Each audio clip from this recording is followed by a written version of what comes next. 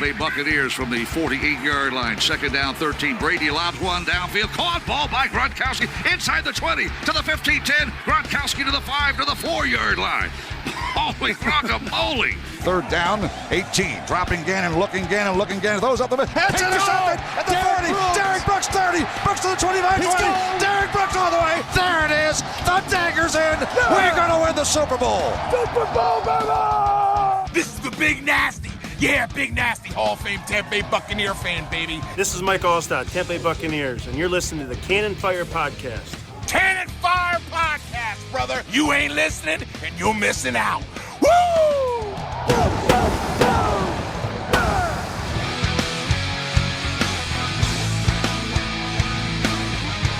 Welcome back, ladies and gentlemen, to a brand new edition of the Cannon Fire Podcast.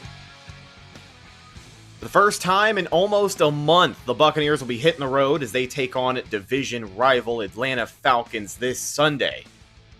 Up there in the Mercedes-Benz Stadium, Superdome, alien ship, I don't know what they call it, but the Death Star up in Atlanta is the site for this weekend's game. Welcome back to the show. I'm your host, as always, Rhett Matthew, joined alongside me, my good buddy and co-host, the Philly Bucs fan himself, Mr. Evan Wanish. Welcome to our weekly game preview show. Excited to get into it. Evan, how are you doing, my friend? Doing pretty good. How are you? I'm doing really good. I'm doing really good. It's been a good week. Doesn't feel like it's been flying by, but I feel like I've gotten a lot done. Opposite for me. I am shocked that tomorrow is Friday. I am shocked. I mean, I'm happy, but I'm also just as happy that I feel like I had a productive week. You know what I mean? Like those don't come around very often, it seems like. But I don't know. I feel like I got a lot done this week, so I guess I'm giving myself a little pat on the back. But it is the game preview show. We're going to be breaking down everything you need to know about this Sunday's game against Atlanta. We're going to kick it off with some player news and then, of course, the injury report. So there's a little bit of cause for concern. Definitely not nearly as bad as we thought it would be when the news first broke, but here's what happened this week out of One Buc. They had to put running back Ronald Jones, and every single specialist on the team was placed on the COVID-19 reserve list. So those specialists are Bradley Pinion, our boy Ryan Suckup, and then long snapper Zach Triner. Man, kind of a rough way to start the week when you see news like that, right? Yeah, and they've done a fairly good job of not really having any, I would say, high-profile COVID cases, because they have had to put some people on the COVID list this season, but it's never really been like, it was guys like Surreal Grayson, Jaden Mickens a few weeks back, Benning Patea, I think that's how you pronounce his name. The defensive tackle that was on the practice squad, they had to put him on the list a few weeks back. So it really wasn't that noticeable names, but now you're talking about a potential unit. And now we say that the specialists. No, we don't mean the entire special teams unit. It's just no, technically the specialists on the team are the only specialists are the long snapper, the punter, and the kicker. So the Bucs obviously have a plan. They've been sending out emergency options. Britton Coldquit will be the emergency punter if Bradley Pinion can't go. Garrison Sanborn coming back, former Buc, coming back to be the long snapper. Yeah, if Zach Triner cannot go, and then Brett Maher, who was the Cowboys kicker, I believe, last season or the season before that, is coming in as the emergency kicker, and that is in case Greg Joseph cannot go. The Bucs have been protecting Greg Joseph on their practice squad every week, just in this, for in case this happened. Now it has, so I would think Greg Joseph probably gets elevated and he ends up kicking, but they just wanted to be on the safe side and have an extra kicker in case, Joseph was maybe around Suckup or Pinion or somebody. So it seems like he's not, because he's not been put on the list. So it seems like he'll be their kicker if Suckup can't go. But there hasn't been any reported positives yet, which is a positive, that it's just potentially close contact right now. So there is still the potential that all three, Pinion, Triner, and Suckup, could go on Sunday.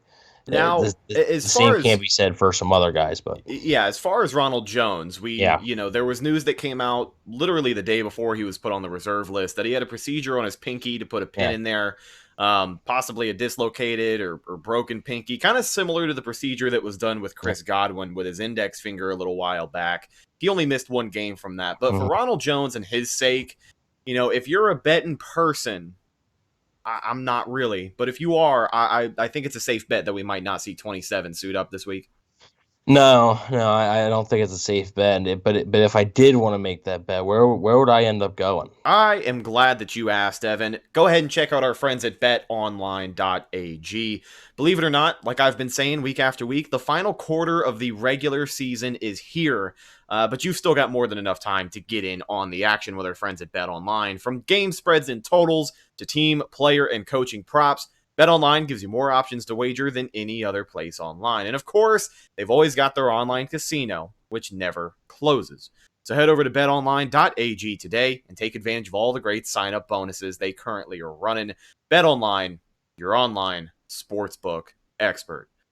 So let's talk a little bit more about this Ronald Jones news with the likely possibility that he's just not going to play this week. I think it's safe to say we'll see Leonard Fournette come back. He'll get a chance to really be the guy that I guess he's been clamoring to be. You'll see a little bit more of Shady, but aside from those two guys, I wanted to ask you about this one in particular. 3rd round pick, Keyshawn Vaughn. He played one snap, or he had one carry. No, he played one snap against Minnesota. One snap and one carry. Yeah. And it was for -5 yards. So, I feel confident we'll see Fournette, feel confident we'll see Shady. I'm 50-50 on if this is the game that, a lot of people have been waiting for when it comes to Keyshawn Vaughn. Well, if I had to bet, I would say probably not, just because they just seem to. I don't know.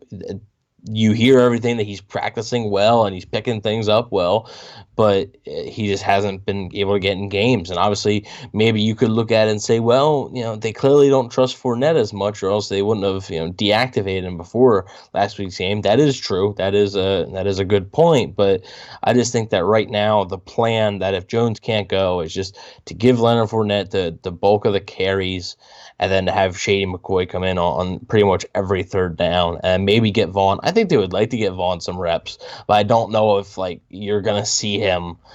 I don't think you're gonna see Leonard Fournette and Keyshawn Vaughn have equal amount of carries at the end of this game. So I don't think you think Shady ultimately finishes with more snaps than Vaughn. Yeah. I think Fournette and McCoy both finish. They're going to be the two running backs. I don't think you're going to see much of Keyshawn Vaughn. Now, if the Bucs obviously go up big, I think it would be smart to put him in, but it all depends on the situation. But let's say that this is going to be a normal NFL game, a close game. I would say that it's going to be Fournette and McCoy for the most part, barring any injuries, of course. Yeah. And, while I am doubtful, you and I kind of feel the same, I am hopeful that, we do see a little bit of them, just because it's kind of the perfect scenario, with a guy like Leonard Fournette. It spoke volumes that he was a healthy scratch last week. Not to say that they won't trust him this week, but we've kind of seen what his productivity is. Not that he's getting the same type of carries as Ronald Jones has been getting previous weeks, but I think we've seen what Leonard Fournette can offer. Now, the outlier was obviously the 100-yard performance against Carolina early in the season. Well, yeah, he had that one 46-yard run or whatever at the end. But, he was decent early in the season, but then his play really dropped off. I think I think he struggled with some drops the last few times we'd seen him too, and I think those are kind of what did him in. Yeah, and the NFL is a "what have you done for me lately" league, and what Fournette has done lately is played so bad that he's inactive, and what McCoy has done is proven that he was effective on 3rd down last week. So I think you have to keep rolling with that. I think you have a short leash on Fournette and say, hey, Vaughn, get some carries. Keyshawn Vaughn's going to be here next year. Leonard Fournette isn't. So I think that's pretty safe to say that Fournette won't be back. But we'll see. But if I had to guess, I would say that right now, coming out of the gate, I think Leonard Fournette's going to be their starting running back Sunday. I think Ronald Jones will probably only miss one game, assuming it's not a positive COVID test and that it's just a close contact thing. Now a reminder that the Bucs do play on next Saturday. They do not play on Sunday. Yeah, so it technically is a short week. Yeah, it technically is a short week. Then you got Christmas that week, and so that'll be a little bit of a crazy schedule. But Chris Godwin, like you said, he missed the game with that finger. I would think Jones was going to miss the game anyway. If he has to miss the game, whatever. But I think Fournette will get most of the carries with McCoy coming on third down on Sunday. So we'll see. While we're talking about personnel, let's take a look at the injury report, as we always do. This is Thursday's injury report, so the most recent one to come out. Some of these things are obviously subject to change, and we're not always right, but we're going to give it our best shot and tell you who we think plays and does not play. Let's start it off with some good news. Cornerback Jamel Dean with that groin injury, he was full participation. He was upgraded from yesterday, so pretty safe bet we'll see Jamel suit up this Sunday. Next guy on that list, inside linebacker Levante David, not injury related, did not participate. If I had to assume here, just a vet day, 54 will be fine. He'll be good to go. Tight end Rob Gronkowski, not injury related, did not participate. Just another vet day right there. Tackle Joe Haig, who has been dealing with illness, was upgraded to full participation, so a good sign for him. Here's one that I wanted to ask you about. Nose tackle Steve McClendon with an elbow injury. He was downgraded and did not practice today. And I'll tell you that, while a lot of people don't look at a name like Steve McClendon and think it's a major blow to that defensive line, if he doesn't play on Sunday, it definitely is in run support. It's just some depth. Yeah, I think Nacho actually played one of his better games of the season on Sunday. Actually, yeah. So I mean, him, Sue, and Golston. And Sue played great on Sunday too. So if you continue to get that type of production out of Nacho and Sue, I don't really think you're gonna be missing much. But yeah, I mean, McClendon would be good for some depth. So maybe you'll see Khalil Davis get in at some action. Another guy, Khalil Davis, will likely be here next year, and Steve McClendon won't. So we'll see. Obviously, you don't want a guy to get injured, and hopefully he can be out there. But maybe just another chance for a guy like Davis to step up. Yeah, and it's that time of the week. If it's Thursday, well, this guy's going to be on the injury report. Outside linebacker Jason Pierre-Paul with a knee injury. He took his weekly vet day. Actually, no, he didn't. He was limited participation. Oh, so he was like, You know what, let me just run around a little bit. Yeah, there we go. And then to wrap things up, tackle Donovan Smith, not injury related, did not participate. I have a feeling he will be fine. Think so, yeah. If you're able to play an entire game on a bum ankle, I think you should be all right. If you're not practicing due to a non-related injuries, non-football related injury. There we go. Now for the Falcons, they definitely have a lot more questions than Tampa Bay. Yeah. So I'm gonna run through this, and then we'll stop. We'll kind of talk about some of the more important ones, but it is a lengthy list for Atlanta. There's one that's gonna stand out more than the rest. So. Oh, absolutely. So let's get into it. Safety Ricardo Allen, concussion protocol, did not practice. Guard James Carpenter with a groin injury was limited today. Defensive tackle Marlon Davidson with a knee injury did not participate. He was downgraded. So, one of those big question marks for Atlanta, of course. Cornerback, Darqueze. Yeah, Darqueze. Yeah. Some people said Darqueze, whatever. Darqueze Denard. Yeah. God, I hate having trouble with that one, man. Dude, I don't know. There's a couple of names that have come up on the injury report this year where I feel like if I say it wrong, I sound like an idiot to maybe the Atlanta fans who are going to tune in. But he had a quad injury, and he did not practice today. Here is a big one. Defensive tackle Grady Jarrett with a groin injury, limited participation. I'm pretty sure he was upgraded for today. But I think we see Grady. He'll suit up, and he's a really big piece for that Atlanta defensive line. Here is the one that we have been waiting for. Number 11, wide receiver, Julio Jones.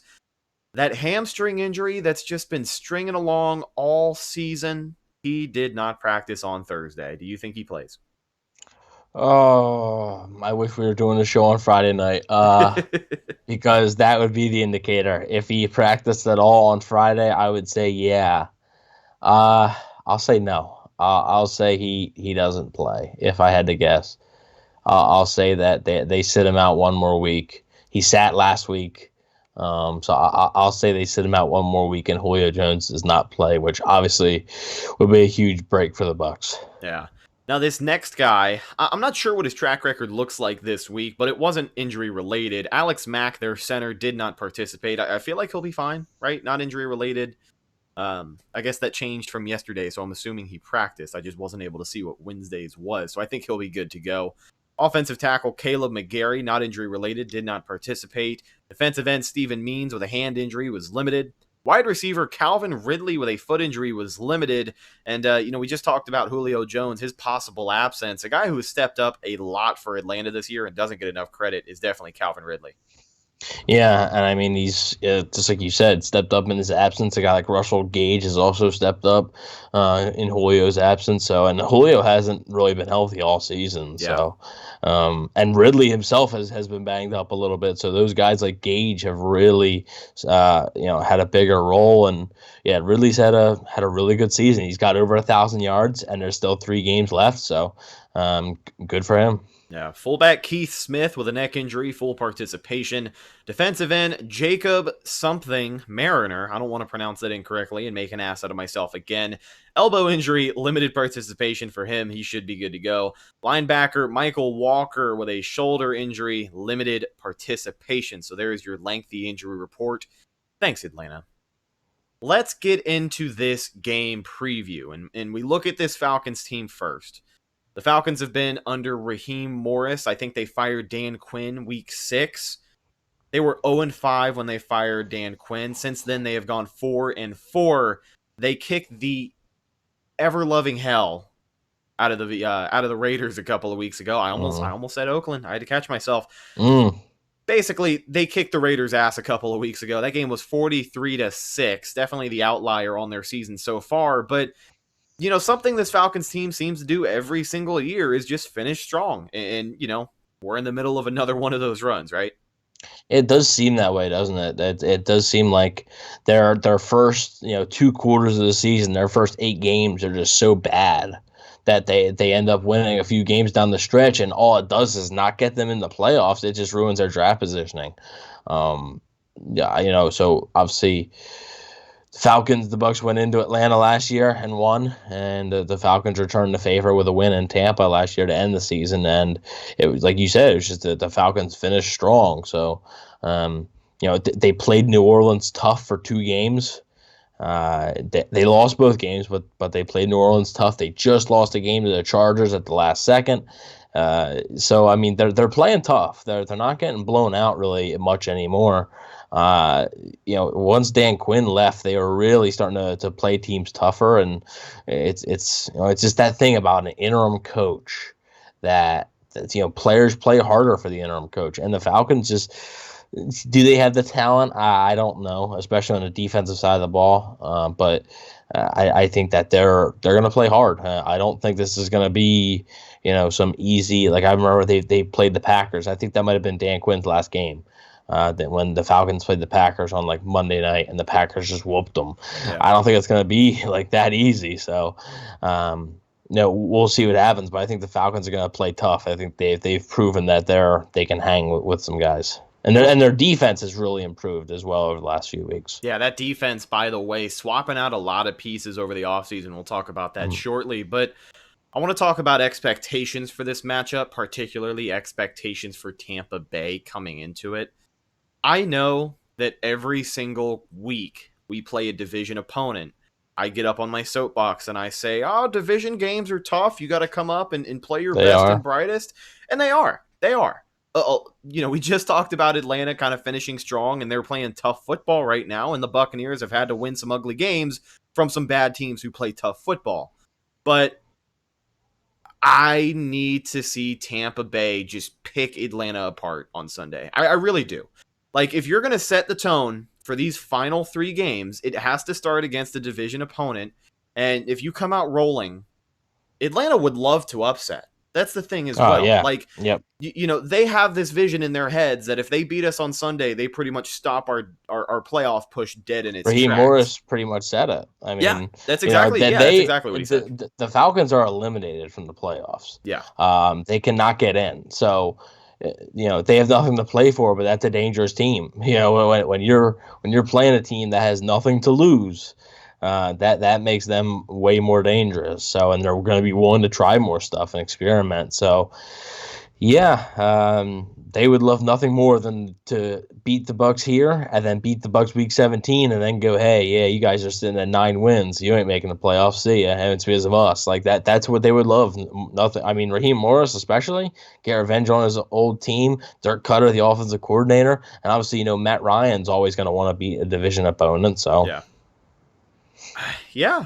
I mean, with all due respect to Atlanta, sure, they have been playing some tough ball, but I think if Tampa Bay comes into this and they play their best foot forward, they find what works on offense, which it really looks like they were off to a good start against Minnesota.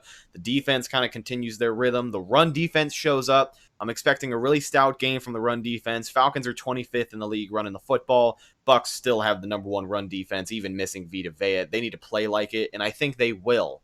But without giving too much away, this is the first time in like a month or two that I have the Buccaneers winning by more than one possession. Like that's how I think this game is going to go if they show up and they play well. I really do. Yeah, I mean, the Falcons just things can either they play you tough and maybe they win, or it seems like it's a blowout. Obviously, you brought up they have that one blowout versus Vegas, but I don't know what was going on with Vegas there. Vegas almost lost to the Jets, man. And then they just lost to the Colts, so they're reeling kind of. I'm not really sure. I think the Bucs are just a better football team than anyway, but yeah, I mean it's a game like you said. You'd like to see the Bucs come out and they won ugly versus Minnesota, and you would like to see them come out and just put together finally a complete game for the first time since Green Bay. Really, and even that, I mean, the first quarter wasn't kind to them. So, really, for the first time all year, maybe coming out with a complete game and just. And I'm sure there's going to be people who want to look at the Raiders game just because of the final score. But if we remember, Raiders definitely came out and they scored first, and a slow start has definitely buried the Bucs more than once this season. Yeah, and the Bucs scored 14 points when the game didn't matter or something like that. The game was already decided, and the Bucs scored more. So. I mean, the Falcons are going to play. I think they're going to play tough. Now, just because they're playing tough does not mean that this is going to be a 1-point game. Like that doesn't mean that. You can play tough and still lose, by a decent amount. Yeah. I mean, I think they played the Saints tough. They lost by 5, but then they played the Saints tough in New Orleans and they lost 24-9. Like, it's just. I think that they're gonna play tough, but I just think at the end of the day, I don't know if they have enough talent to match what the Bucs are trying to do right now. And the Bucs seem still motivated. I don't think they're not in the business to be doing this, but I don't think they're overlooking the Falcons, especially since it's a division opponent. I think if it wasn't, maybe you could say, maybe they do overlook this team. But I think at the division opponent, they realize that, if they win this game, they have basically a 99.9% chance to make the playoffs, pretty much, if they win this game. So I think they realize that on Sunday. Without a doubt. Let's talk about this Falcons offense and what they bring to the table. A lot of it's pretty familiar. You do have some new pieces back there, but former MVP, Matt Ryan, he's got a pretty good passing attack. It's a Dirk Cutter offense. We know what to expect with that. Calvin Ridley, Julio Jones, who might not even play, but you got Todd Gurley in the backfield. Hayden Hurst, new tight end. They swapped Austin Hooper for Hayden Hurst, who I kind of like. I hate to say that, but what do you make of this Falcons offense, and what do you expect? You think they can do some damage?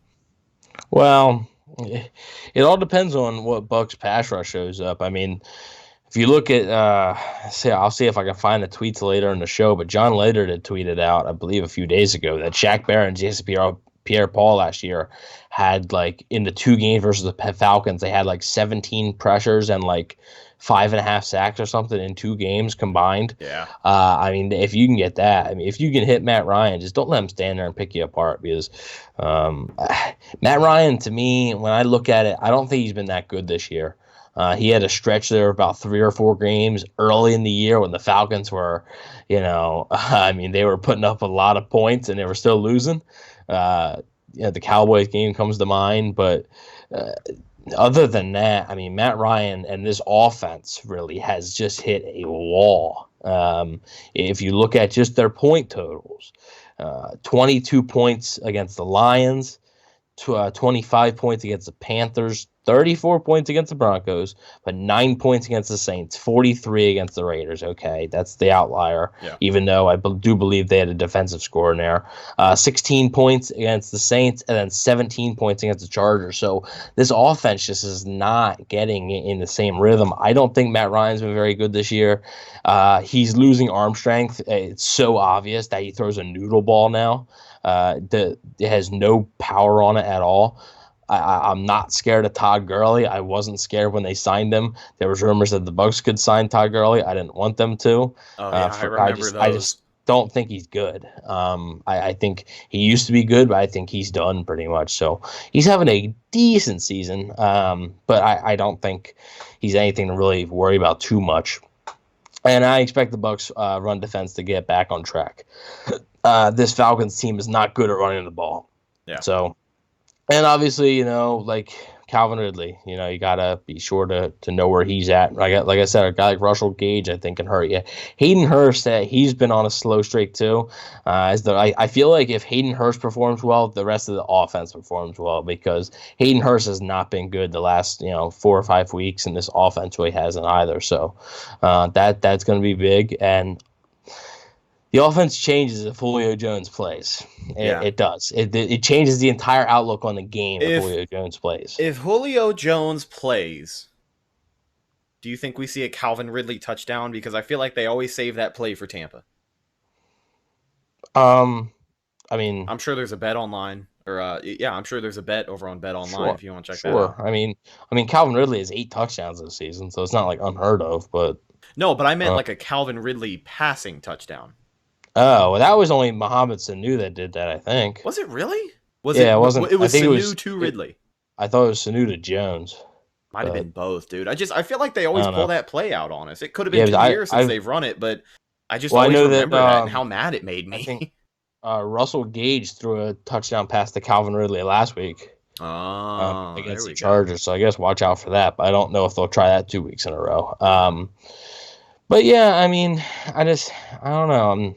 I'm not as scared. I still think the Bucs need to play good. Like the defense is gonna have to play good, but I'm not as scared of the Falcons offense as I have been in years past. And maybe it's because Jones isn't 100%. And I don't think Ryan's been very good, but I'm not really concerned about it as much as I have been in past matchups against this team. I definitely think having a stretch of, the offenses that the Bucs are coming off of helps in that sense as well. But when it comes to looks that the Bucs can bring on defense to slow down their attack, I think it's another good week to just try and get pressure with 4. You brought up last year's really good performance from Shaq and JPP. I really think both of them get a sack on Sunday. I think they repeat that impressive performance from 2019. And, bringing pressure with 4 is something we talked about a lot this season. But as you get closer to the playoffs, I think if you have a stretch of games where you effectively bring pressure that way, like they did last week against Minnesota to the tune of 6 sacks, I really think it just helps you making those adjustments, especially those mid-game adjustments when the game starts to matter a lot more. Yeah, and like you said, I think it would be wise to try and get pressure with 4. I think it would be very smart. Last year when they went to Atlanta, they had Vita Vea, and Vita Vea was like the player of that game. He, aside from just catching a touchdown pass, is actually what he was doing on the defensive line. Towards the end of that game, I think the Bucs ended up with 5 or 6 sacks of Matt Ryan. Ndamukong Suh played well, so the Falcons' offensive line is definitely not something to write home about, and I think that the Bucs are going to have to, exploit that. And I think getting pressure with 4 is a key to success, because especially if Jones plays, I don't want to send blitzers and have Jones, one-on-one with guys like, I think Carlton Davis matches up decent with him, but and then you're trusting a guy like Calvin Ridley against probably Jamel Dean. But you just don't want to take that bet. I don't think so. Yeah. I think the smart thing is just try to get pressure with 4, make them go into 3rd and longs. They're not going to run the whole ball a whole lot. Like they don't run it a ton. So, and when they do, they run at the wrong times. It's just right now. It's just the offense is just in a weird funk. So, I think getting pressure with 4 is definitely important. Absolutely. Let's talk about some matchups on the other side of the football. Before we really get into that, though, I do have a pretty important question for you. Okay. What did you think of Byron Leftwich's play calling last week? I thought it was fine. I mean, how many downfield shots did they take? Not many. Yeah. And the Pewter Report guys really brought this up, and it was a good point. I didn't really think about it a whole lot. The Vikings had so much time of possession. Like, they had the ball almost the entire game. Yeah. So the Bucs offense really didn't have as many drives as we're used to. So they didn't do as much, but they weren't able to do as much. Yeah. They didn't have as many opportunities. So when they were going, when they weren't getting those, their first 2 offensive possessions, they didn't get anything. And then on the third one was the Miller touchdown, I think. Mm-hmm. But I mean, they didn't get a whole ton of opportunities. So I think in the limited sample size on Sunday, I thought it was fine. It's not like they're taking downfield shots. I like what they did with Shady on 3rd down. I like the screen game to Antonio Brown as that stick mover type deal. Yeah. I like the goal line play, the 2nd and goal play action with Gronkowski. They haven't really ran that all year. So, yeah, I was fine with it. They got Rojo, 19 touches of the football. Yeah. I was completely fine with it. No, I get you. And I think that you would just mention, Ronald Jones getting close to 20 carries. I think that's going to be another important thing headed into this game. That Falcons defense, they're definitely not great. They are 28th in the NFL in yards given up per game. They average about 390 yards given up a game. Yeah. That is definitely not great. They are so if let me see if you can guess what the Bucs game plan is going to be this week. The Falcons are 7th. The Falcons defense is 7th against the run. The Falcons defense is 29th against the pass. So what do you think the Bucs are going to do? Oh, play action, baby. I thought, no, it's not going to be that. That's one thing I'll complain about is that, yes, it was a small sample size, and they did run it a little bit, but they didn't run it as much as I would like to. I think maybe 6 or 7 times during the game that they ran it, which I'd like it to be closer to 10 or 11. Yeah. I mean, Brady only threw the ball. That's how you know it wasn't a huge sample size. Brady only threw the ball 23 times.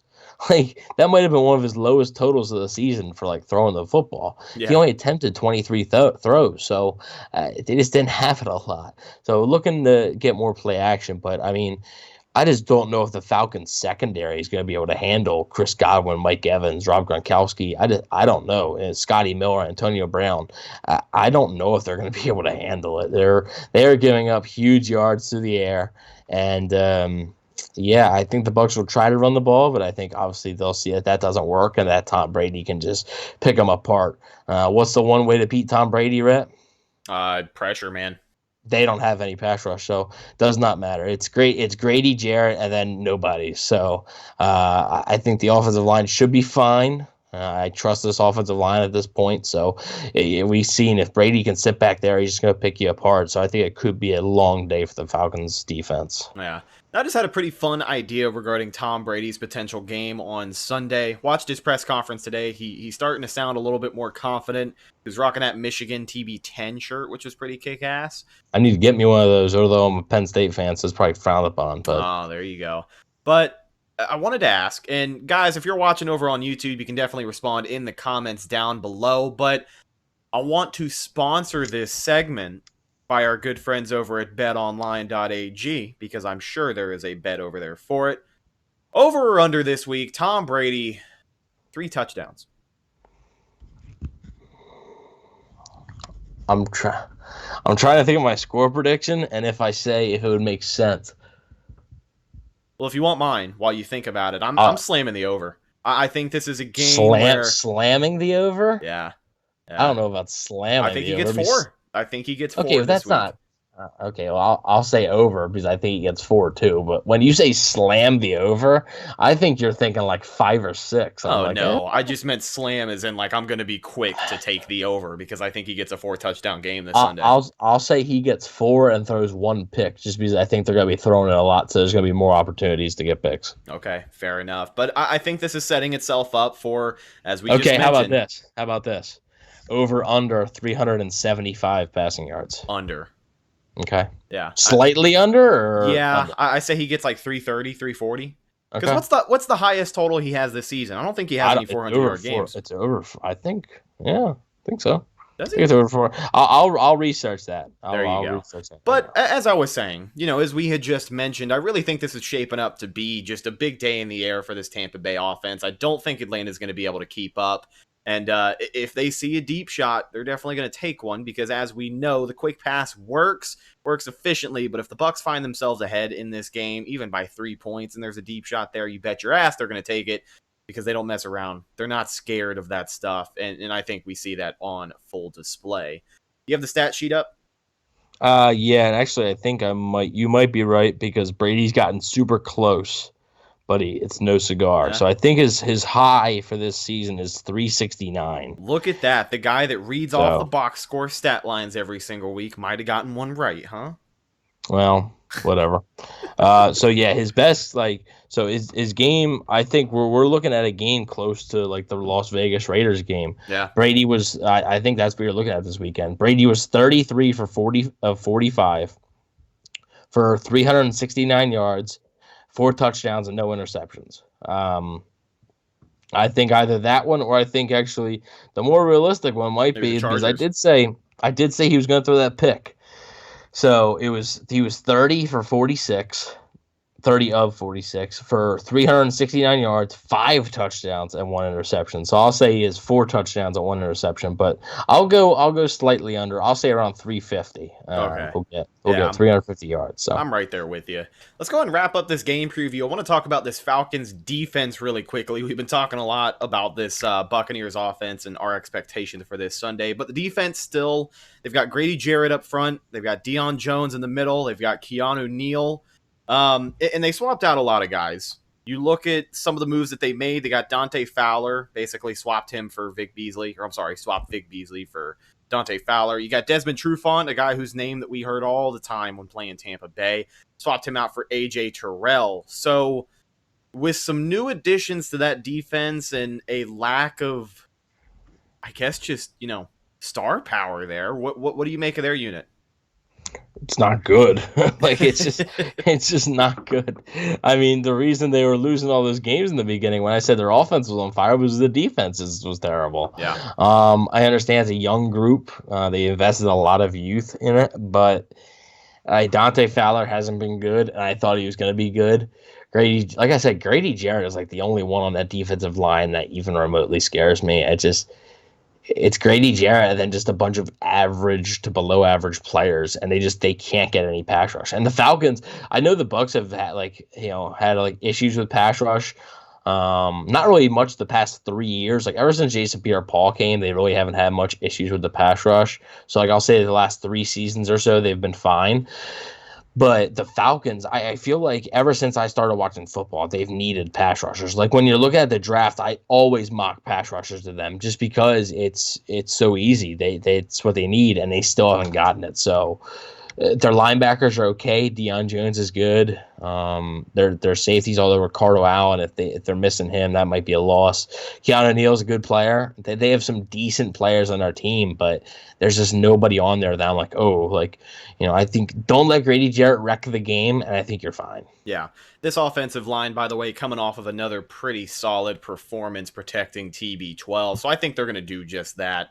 I don't think the Falcons pose a threat when it comes to the pass rush. I think Brady will have plenty of time to throw, and going back to what we talked about, that's why I think this is just an offensive explosion for Tampa Bay. We wrap things up on every single game preview show the same every week with our weekly checklist, and basically what this is it's 3 things Tampa Bay needs to do. They want to come out victorious against Atlanta. Some of these are cliche, some of them we've already talked about. but it's necessary. And you know what? If you've got your own weekly checklist, drop it in the comments down below and let us know what you're thinking the keys to victory are this week. And of course, Evan, as always, if you ever want to add anything, just let me know. But here we go. Number 1 on my weekly checklist. Continue to bring pressure with 4. I think this is a good week for it. We talked about it a little bit earlier, but I don't think this offensive line of Atlanta is going to put up that much of a fight. Do I think they're going to get 7 sacks or more? Probably not. Just because Matt Ryan still has some pretty okay pocket awareness, but I definitely think that if they can bring pressure with 4, it'll just get easier for them. I mean, you've got Detroit on the slate next Sunday, and then you've got Atlanta again. So, you know, they're really shaping up to be 2 games they could feast on after this game. But I think bringing pressure with 4 is going to be important, and I think it's a really good week to kind of keep trying to float the waters there because it definitely worked against Minnesota. Number 2, commit to the run, even if it's not with Ronald Jones. I know we talked about, yeah, I know, you're kind of cringing here, and I know we talked about this is going to be a passing explosion, and I'll tell you, I wrote this down before we talked about the passing day, but I still think it's important. I still think you need to come out of the gate and just solidify a guy that this defense is going to target as your back. And I think it'll be Leonard Fournette, but give me 15 carries on the day by whoever it is, and I'll be happy. What do you think? Well, I was looking at that Vegas game with that Brady stat line, and Fournette, I think, had 11 carries. So would you be all right with that? I think it was 11 carries for 50 yards, I think. Yeah, I mean, if he has 10, 11 carries in the game and they're up by 2 possessions, then forget about it. Whatever. Do whatever the hell you want to do and win the game. I think he'll probably get most of his carries at the end of the game if they're in a 2 clock situation. But I like when you commit to the run because, I don't know, it just makes this offense work so much easier. It really, really feels that way. Number 3 on the weekly checklist to wrap up mine, clean it up on defense and get off the field on 3rd down. You have to. Like, you really have to. When it comes to cleaning it up, can't see those offsides penalties anymore. I know Shaq Barrett gets them every now and again because he's one of those pass rushers that likes to kind of judge the snap, and sometimes he'll misjudge it, which he's not the only guy in the NFL to do that. Most of the edge rushers do it. He's just every edge rusher, yeah. It's a guessing game. It's a guessing game on when the quarterback's going to snap the ball. Yeah. But, Ndamukong Suh jumping off sides on 3rd and 7, that just can't happen. It can't happen when you're getting closer also, to the playoffs. Can't be thrown. The flag can't be thrown when he didn't jump off sides, so... That's fair. I'm just saying after reviewing the film, I get you. But you understand Evan Winter. Yeah, I know, but Evan Winter slowed it down. I'm just bringing this up because I know I brought it up on the game review show. I was like, that was not offsides, and it wasn't offsides. It was just perfectly timed by Sue, and they just missed it. So it ended up being a Vikings touchdown on that drive when really it would have been 4th and 7, and you're charting out Dan Bailey again for a field goal. Yeah. So bad call, but yeah, I mean, I agree. It's the offsides penalties have been increased in the last 3 weeks or so.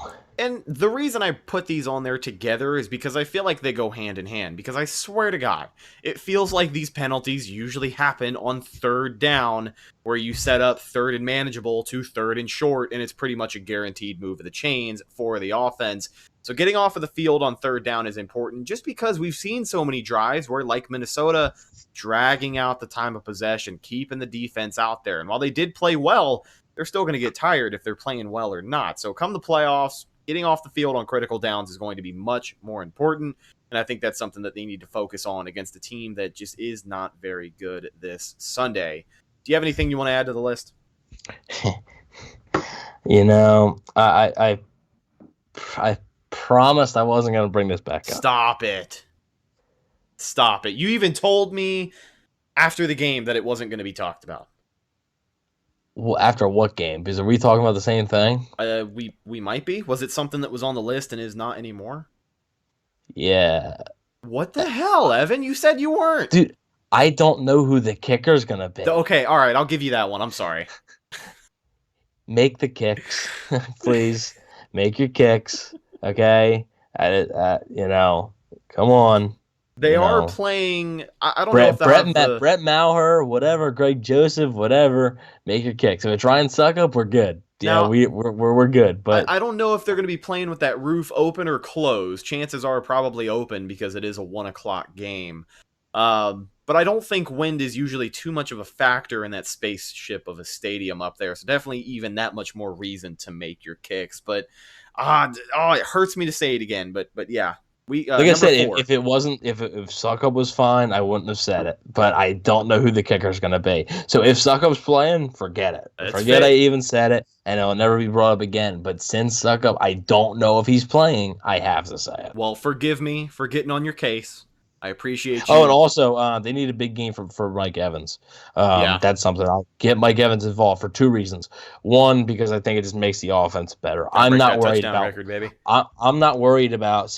Whatever, sure. But I'm not worried about 1,000 yards or whatever. I could care less. Mike Evans could care less. So I'm not really worried about that. My only personal gain in it is that I have him in my fantasy, and we're in the second round of the playoffs right now. So need Mike Evans to get me more than 8 points this week than he got me last week. So I also have Calvin Ridley. So I would love to see Mike have a big game. I know that, everybody knows I'm a huge Mike Evans fan, but I did feel kind of good last week because while I'm not super great at fantasy, I did jump on my buddy's fantasy football show and I told him not to get Mike Evans, and hearing that he only put up 8 points made me feel pretty good because he was making me feel bad for telling him not to get Mike Evans, and now I don't feel so bad. So there it is. You go. With that being said, ladies and gentlemen, that is the weekly checklist. If the Bucs are able to do all of those things, they should and probably will come out victorious this Sunday. Let's do some final score predictions and get the hell out of here. As I mentioned earlier on the show, this is the first time I've picked the Bucs to win by more than one possession in, what feels like all season, but it's definitely been quite some time. I've got him putting up 35 points off of those 4 Brady touchdowns. Maybe you see Leonard Fournette punch it in the end zone one time, but my final score, 35-24, Tampa Bay on top. Okay. How you like them apples? Going apple picking, I guess. So I'm going to go 1 point lower. I'm going to go 34-26 Bucs. I just think that the Falcons defense they're not. I think the Falcons offense may have some success if they're able to run the ball a little bit, but I just don't think the Falcons defense is going to be able to match. I mean, the Falcons offense is literally going to have to score on every single drive. I just don't think right now they're in a funk right now, and I don't think they're able to do that. So I think the Bucs will pretty much be in control of this game the whole game. I originally had this as a loss. On the season prediction show, I had it as a loss. And when people were, after the bye week, people were asking me, what is your prediction for the final 4 games? And I kept saying 3-1. And I think the one loss is versus Atlanta in Atlanta. But with potentially no Julio Jones, potentially no Ricardo Allen, banged up Falcons team, a Bucs team that's relatively healthy, I think I'll take the Bucs to win. So I'll go with that, and pretty optimistic by me actually, because a lot of mine are normally pretty close. I mean, I know it's 8 points, it's still one possession, but a lot of mine are like normally 4 points. 3 points, something like that. So I think the Falcons, the only reason I didn't do double digits was because I'm always scared to predict double digit wins for any team, and it's a division opponent. So I think it's tough to predict a double digit win. Even though every Bucs loss in the division this year has been by double digits, I believe, and every Bucs win has been by double digits, but we'll see. That's kind of crazy. You might have to look up a stat for that. I'll have to get it my boy Greg Allman on Twitter. He always comes in clutch with those, but I appreciate your optimism this week. Appreciate you cheering the hell up and having some faith in this team. But okay, it's not like since you never. It's not like I didn't pick them last week. Yeah. So according to a lot of people, you don't have any faith in this team whatsoever. I hate them. Apparently, I just people that complain about it now, and my page is so much bigger and stuff. I don't know what if they went like Bucs fans, like if they were following the page in 2015, 2016. I don't know what they would have done, because dude, I predicted the Bucs would lose almost every game back then. Very rarely. I'll go back sometimes when I'm bored and I'll be like, okay, so I predicted this and their actual record was this. So if my predictions were 100% right, what would their record be? And the most was 7-9 one year. I just never pick with the Bucs, and the one year I do, and God forbid I pick against the Bucs versus the Rams and versus the Chiefs, and God forbid. There you go. Get some damn faith. Ladies and gentlemen, we are on the road to the playoffs, and a win this Sunday will definitely propel the Bucs a little bit further. Let's talk about that for a second. Yeah, let's do it. Let's close things out. So some playoff scenarios, something that we've never talked about this far into the season. Not realistically, at least. I mean, we talked last season, Bucs have to win out and finish 50-50 and need everybody else to lose so we can make it at 8-8 or 9-7. But this year, it definitely feels real. Yeah, so there's one scenario this weekend, and it is very unlikely, but it is a scenario. The Bucs obviously need to win. That's the constant in all this. The Bucs have to beat the Falcons. That is the one constant. That if they don't beat the Falcons, it don't matter. So they have to win, and then Minnesota is facing Chicago. That game has to end in a tie. If that game ends in a tie, the Bucs will make the playoffs. They'll clinch the playoffs. If it doesn't, the Bucs will have to wait potentially another week. There's been one tie in the NFL this year, and it was week 3, I believe. So I don't think it's likely you're going to see a tie. Now, that scenario you're about to bring up, I believe, falls on Christmas Day, which would make a pretty kick-ass Christmas present. The next scenario is the more realistic one, and the one that I think is going to come to fruition. So if the Buccaneers beat the Falcons, like I said, number one thing, got to beat the Falcons. And then the Vikings beat the Bears. Okay, that's week 15. The Bucs have not yet clinched the playoff spot. If those two things happen, the Bucs have not yet clinched the spot. However, the Saints play the Vikings on Christmas night. Christmas is on a Friday this year, and the Bucs play December 26th, which is a Saturday. If the Saints beat the Vikings on Christmas, I believe the game's at 4:30, so you'll know by 7:30, 8 o'clock. If the Saints beat the Vikings on Christmas, the Bucs will clinch a playoff spot. So that would be a pretty cool Christmas present for a lot of Bucs fans. I know have been waiting a lot of years for it. So it could potentially come on Christmas night. If it doesn't, I believe obviously the Bucs, I think just beating the Lions almost would pretty much do it. If the Bucs beat the Falcons, and let's say the Saints would beat the Vikings next week, but the Vikings would lose to the Bears this week, it doesn't matter. It still wouldn't work. I still think the Bucs would have to beat the Lions, but you're looking at the Bucs potentially clinching a playoff spot before even playing the game on Saturday versus Detroit. So, and I know a lot of people have asked me. They said, well, why would you root for the Saints? And I understand, but the Saints would have to lose out, and the Bucs would have to win out for the Bucs to get the division. Saints are already off to a hot start. Yeah. So, I mean, obviously the Saints play the Chiefs this week. I think they'll probably lose, but then they play the Vikings, who I think they're a better team than the Vikings, even if Taysom Hill's the quarterback. And then they play the Panthers. I just don't see them losing to the Panthers, so I don't know how realistic that is. And then the other one people have been asking me is about, and this is the last thing I'll bring up about it, is that, well, what does it matter if the Vikings win? Because, if the Vikings win and the Bucs win, aren't the Bucs in? Aren't the Bucs clinched the playoff spot? And the answer is no, because that would mean that the Vikings could still get to 9 wins. It would not matter. And a lot of people said, well, the Bucs have the head-to-head tiebreaker with the Vikings. They do. But the problem with the head-to-head tiebreakers is that the Cardinals are also involved in this mix, and the Cardinals have 7 wins. So the Bucs are sitting at 8 wins, the Cardinals are at 7 wins, and the Vikings are at 6 wins. If the Vikings win all 3 games, the Cardinals win 2 more games, and the Bucs only win 1 more game, they're all 9-7. In 3-way ties for the last wild card spot, a 3-way tie, you throw out the head-to-head matchups. So the Bucs obviously did not play the Cardinals, and I don't believe the Cardinals played the Vikings, so that wouldn't matter. But the Bucs did play the Vikings, and the Bucs beat the Vikings. That doesn't matter in a 3-way tie. If it were head-to-head, just Bucs-Vikings, yeah, Bucs would win a tiebreaker. But in a 3-way tie, that does not matter. Instead, it goes to conference record. The Bucs' conference record, if they would only win 1 more game, would be 6-6 in the NFC. Versus NFC opponents. The Cardinals' record versus NFC opponents, if they win 9 games, would be 7-5. The Vikings' record, if they win 9 games versus NFC opponents, would be 7-5, and the Bucs would be out of the playoffs. So is it likely? I don't think it's likely, but that is one of the scenarios where the Bucs missed the playoffs completely. So that's why they can't just clinch this weekend with a Bucs win and a Vikings win or a Vikings loss. Yeah. And it's kind of funny because, you brought up having to root for the Saints on Christmas, which really sucks because I hate rooting for those guys ever.